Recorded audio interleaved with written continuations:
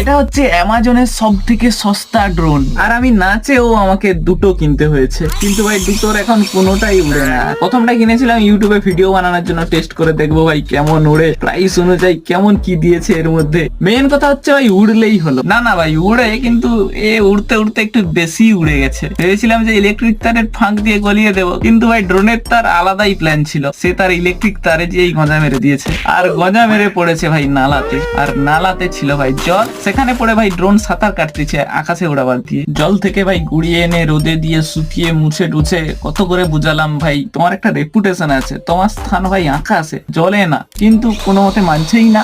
On হচ্ছে, পাখা ঘুরতেছে, কিন্তু উড়ছে না দেখে ভাবলাম যে ভাই আরেকটা ড্রোন কিনে মোটামুটি ভিডিওটা কমপ্লিট করা যাক। কিন্তু ভাই এই সেকেন্ড ড্রোনটার সাথেও কিছু মারাত্মক ঘটে যায়। কি হয়েছে সেটা তুমি এখানে ক্লিক করে ফুল ভিডিও দেখতে পারো, নাহলে তুমি এই শর্টসের সেকেন্ড পার্টের জন্য ওয়েট করতে পারো, শীঘ্রই আসছে।